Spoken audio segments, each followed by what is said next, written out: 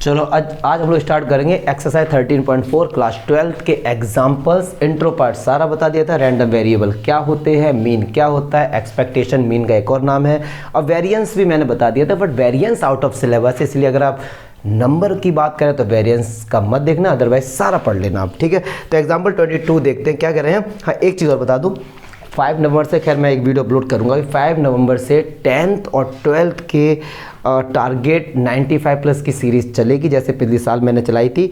उसमें क्या होगा, आपके हर चैप्टर का वन शॉट और फिर उसके साथ एग्ज़ाम के जो मतलब फ्यूचरिस्टिक क्वेश्चंस हैं, उम्मीद है कि हाँ यार ये आ सकते हैं, उनका आपको कलेक्शन मिल जाएगा, और कोई भी डाउट होगा तो उसकी लाइव क्लासेस हो जाएगी।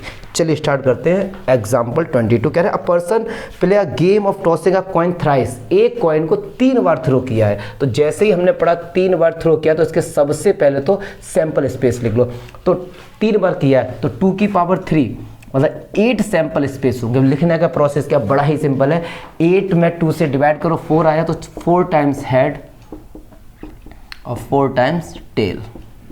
फिर 4 में 2 का डिवाइड करो, 2 आया तो 2 टाइम्स हेड और 2 टाइम्स टेल। फिर 2 में डिवाइड करी, 1 आया तो 1 हेड टेल। तो ये जो हमको मिले हैं, ये हमको टोटल 8 सैंपल स्पेस मिल चुके हैं। फिर आगे क्या कह रहे हैं, फॉर ईच हेड, अगर उस बंदे का हेड आता है, he is given ₹2 by the organiser. अगर उसका हेड आता है तो उसको ₹2 मिलेंगे, ठीक है। And for each tail he has to give, अगर टेल आए तो उसको ₹1.5 देना पड़ेगा to the organiser. Let X denote the amount of gain और लॉस्ट बाय द पर्सन। तो रैंडम वेरिएबल क्या है कि गेन और लॉस्ट बाय द पर्सन, ठीक है जी। कह रहे हैं so that X is a random variable, ठीक है। Exit is as a function of the sample space of the experiment. अभी यार सुनो, ये तो बकवासगिरी है, हम लोग इसके एक्स्ट्रा भी इससे ये कह रहे हैं कि एक्स एक रैंडम वेरिएबल है, आपको बताना पड़ेगा क्यों। रैंडम वेरिएबल क्या होते हैं, ये एक रियल वैल्यूड फंक्शन भी होते हैं, और इनके जो डोमेन होते हैं उनके सैंपल स्पेस होते हैं। ये हम लोगों ने इंट्रो पार्ट बहुत अच्छे से मैंने बताया था। तो अब देखते हैं उसको गेन हुआ या उसको लॉस हुआ, देखते हैं। अब ये एक फंक्शन है, अब फंक्शन में डोमेन पुट करते हैं, और डोमेन क्या होते हैं, जो इसके सैंपल स्पेस होते हैं। तो मैं ये देखता हूँ एच एच एच। अब एक बात भाई है, अगर उसने 3 कॉइन थ्रो किए और तीनों बार हेड आ गया, तो एक हेड पे उसको ₹2 मिल रहे हैं, तो 3 हेड पे उसको ₹6 मिलेंगे। प्लस क्यों लगाए, क्योंकि उसको फ़ायदा हो रहा है, ठीक है। अच्छा, अब देखिए एच एच टी और एच टी एच और टी एच, इनको मैंने एक साथ क्यों लिखा, क्योंकि इन दोनों पर 2 बार हेड आ रहा है, एक बार टेल आ रहा है। अगर 2 बार हेड आ रहा है तो उसको 2 और 2 ₹4 मिल गए, लेकिन एक बार टेल आया तो माइनस हो जाएंगे 1.5। तो यार 4 माइनस 1.5 मतलब अभी भी वो भाई साहब प्रॉफिट में कितना 2.5 का उसको गेन हुआ, प्लस साइन लगा देते हैं। चलो एक बार जिसमें 2 बार टेल आया, तो H T T T H T और टी टी एच। अब इसमें क्या हुआ, एक बार हेड आया तो उसको ₹2 तो मिल गए। अब 2 बार टेल आया मतलब लॉस हो रहा है, इसको लॉस हो रहा है। एक बार टेल आने में ₹1.5 इसको देने पड़ रहे हैं। तो ये 2 माइनस 3 लगभग -1, माइनस का मतलब यार उसको लॉस हुआ। और ऐसा भी तो हो सकता है जब उसका भाग्य ही बेकार हो, तीनों बार टेल आ गया, तो ऐसे केस में क्या होगा, माइनस साइन 1.5 इंटू 3 मतलब माइनस का 4.5, मतलब ये उसको लॉस और उसको गेन। कायदे में ये बोला गया था क्वेश्चन में, बट हम लोग इसका प्रोबेबिलिटी डिस्ट्रीब्यूशन भी करते चलेंगे, क्योंकि आगे वो भी पूछा जाता है।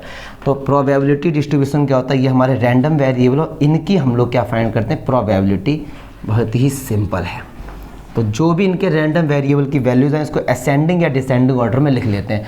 तो 6 आया है, फिर आया है 2.5, और फिर आया है -1, और माइनस का माइनस इंडिकेट कर रहा है कि उसको लॉस हुआ। अच्छा 6 कब आया, 6 कब आया है, जब 3 बार हेड आया, और 3 बार हेड केवल एक ही बार आता है, तो 1/8। 2.5 तो उससे ₹2.5 का फ़ायदा कब हुआ है, जब H H T H T H और टी एच ये 3 बार ऐसा हो सकता है। तो 3/8, इसमें भी 3/8 और इसमें हमारा 1/8।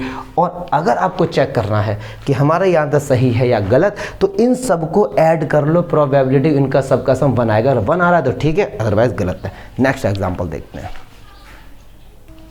चलिए नेक्स्ट क्वेश्चन देखते हैं। एग्जाम्पल 23 क्या करें, अ bag contains 2 white and 1 red ball. अब एक बैग है, इसमें 2 वाइट बॉल है, तो एक को W1 एक को W2 ले लेते हैं और एक रेड बॉल है, इसको R ले लेते हैं। कह रहे 1 ball is drawn at random and that put back in the box after noting its colour. मतलब क्या हुआ कि एक बॉल आपने निकाली भैया और आपने उसका कलर नोट किया और दोबारा इसे इसको बैग में डाल दिया। मतलब ये जो क्वेश्चन आ गया विद रिप्लेसमेंट का आ गया, जो हम लोगों ने यार बहुत अच्छे से पढ़ा होगा। विद रिप्लेसमेंट की बात हुई, the process is repeated again. ऐसा 2 बार हुआ है। कितनी बार हुआ? ऐसा 2 बार हुआ है। फिर कह रहे हैं if x denote the number of red balls, तो एक्स क्या है, number of red balls, number of red ball. तो बस वही एक्स को बताना है। अब देखो 2 बॉल निकालनी है क्योंकि रिपीटेड अगेन है, तो सबसे पहले सैंपल स्पेस लिखो। तो हो सकता है कि एक बॉल वाइट आ गई, जब दूसरी बॉल निकाली तो रेड आ सकती है। हाँ जी बिल्कुल आ सकती है। फिर एक बॉल हमने क्या किया, W1 निकाली, दूसरी W2 आ सकती है। जी बिल्कुल आ सकती है।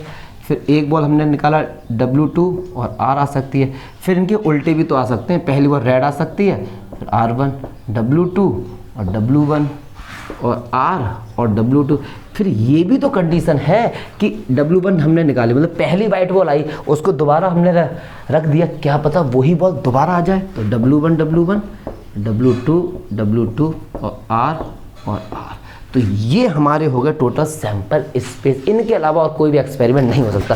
फिर कह रहे हैं कि भैया केवल हो के रैंडम वेरिएबल। तो एक बार देखो कह रहे हैं हमको बताना क्या है, नंबर ऑफ रेड बॉल्स। तो एक बात सुनो, W1 R में एक रेड बॉल है, W2 R में एक रेड बॉल है, R W1 में एक रेड बॉल है, R W2 में एक रेड बॉल। इन सब का आंसर कितना आ गया जी, 1 आ गया। कौन कौन से हमने लिए, ये और ये। एक दिखा दो जिसमें एक भी नहीं है, तो W1 W2 और W2 W1। तो ये इसमें क्या है, एक भी रेड बॉल नहीं। जब एक भी रेड बॉल, इसका आंसर क्या आ जाएगा 0। और x हमारा आ गया R के। यही एक ऐसा कंसेप्ट है जिसमें हमको 2 रेड बॉल मिल जाएंगी। अब वही है प्रोबेबिलिटी डिस्ट्रीब्यूशन को बनाना चाहते हो बना लीजिए, बड़े प्यार से। बच्चों वाले क्वेश्चन है ये, रैंडम वेरिएबल और उसकी प्रोबेबिलिटी। तो 0 1 और 2। 0 कब, 1 2 3 4 4 टोटल देखो कितने हैं, 1 2 3 4 5 6 7 8 9 4/9। मुझे नहीं लगता इसमें कोई डाउट होगा। 1 1 2 3 4 4/9 और 2 एक बार है तो 1/9। सबको ऐड कर लो, आंसर 1 आ जाएगा। नेक्स्ट एग्जाम्पल देखते हैं। मोस्ट इंपॉर्टेंट है एग्जाम्पल 24। मोस्ट इंपॉर्टेंट क्यों है बताते हैं अभी। 2 cards are drawn successively with replacement. Successively मतलब एक एक करके निकाला गया, विद रिप्लेसमेंट मतलब जो कार्ड निकाला उसको दोबारा डेक ऑफ कार्ड में इंसर्ट कर दिया। इसका मीनिंग क्या है कि जो नीचे डिवाइड में 52 होगा ना, वो 52 ही रहेगा, वो 51 नहीं होगा। अगर विदाउट रिप्लेसमेंट होता, मतलब एक कार्ड निकाला, जब दूसरा कार्ड आप निकाल लेंगे तो आपने उसको हटा दिया, तो नीचे डिवाइड 51 से होगा। बस यही अंतर है। वेल सफल्ड डेक ऑफ 52 का find the probability distribution of the number of aces. X क्या दिया गया है, रैंडम वेरिएबल दिया गया, नंबर ऑफ एसेस। अब यार एक बात सुनो, क्या कि 2 कार्ड हैं, 52 में से 2 कार्ड निकाले, तो टोटल सैंपल स्पेस जो होंगे वो 52C2 होंगे। यार ये तो बहुत ज़्यादा जाएंगे। तो कब तक टोटल आउटकम से लिखोगे, पागल हो जाओगे तुम तो यार। तो अब कैसे करेंगे इससे, अब कैसे करेंगे। अब एक बात सुनो, हमसे किसके बारे में पूछा गया, एस के बारे में पूछा गया, नंबर ऑफ एसेस। तो 2 कार्ड निकाले गए, हो सकता है दोनों कार्ड में एक बार भी एस ना आए। सही बात है जी, सही बात है। 2 कार्ड आपने निकाले, 52 हैं, एस के 4 होते हैं केवल। अब 2 कार्ड आपने निकाले, हो सकता है बिल्कुल भी ना आए, और हो सकता है केवल 2 कार्ड में एक एस हो, या हो सकता है फिर दोनों ही एस आए। इसके अलावा और कोई भी रैंडम वेरिएबल, कोई भी नंबर हो ही नहीं सकता। आप ट्राई कर लो, 2 कार्ड आप निकालेंगे, या तो हो सकता है आएगा, या एक आएगा, या 2 आएंगे।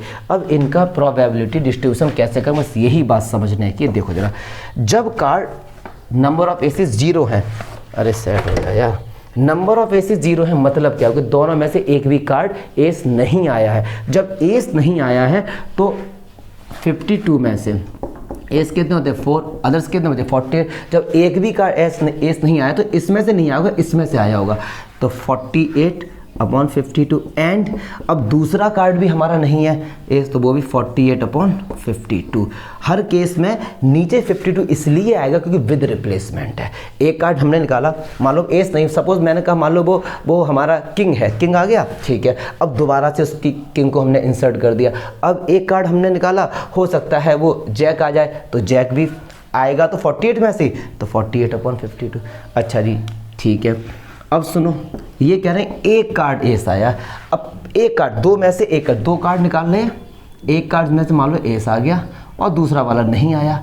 या ये हो सकता है कि पहली बार जब हमने निकाला तो पहली बार में एस नहीं आया, दूसरी बार में एस आ गया। यही तो हो सकता है, जब पहली बार में एस आया तो एस के अंदर 4 अपॉन 52 इंटू जब नहीं आया है तो 48 अपॉन, ये या तो ये हो सकता है, या फिर जैसे मैं बोलता हूँ या इधर इसका मतलब प्लस होता है।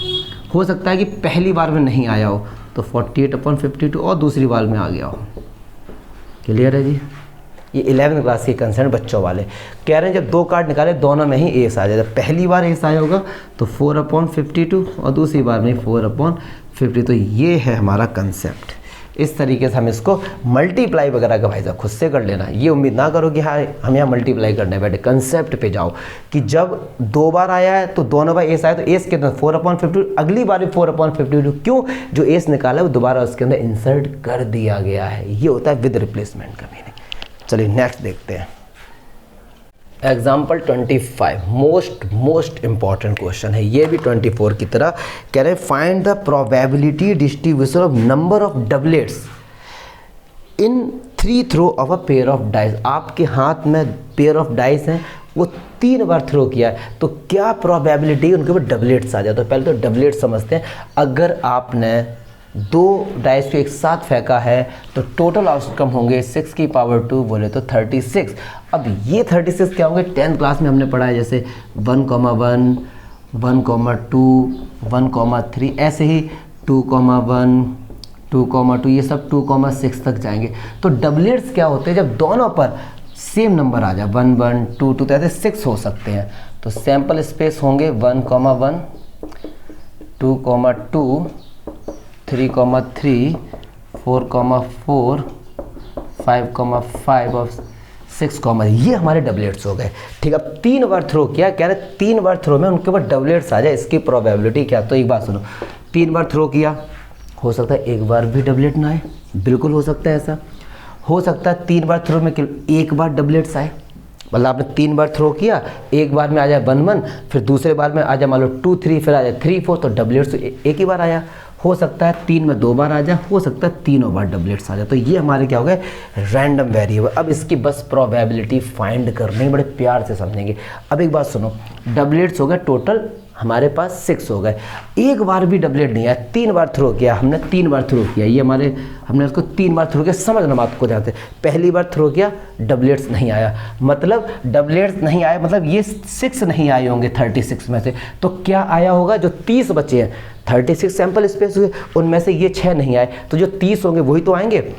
तो 30 अपॉन 36। दूसरी बार थ्रो किया, उसमें भी डबलेट नहीं आया, 30 अपॉन 36। फिर थ्रो किया 30 अपॉन 36।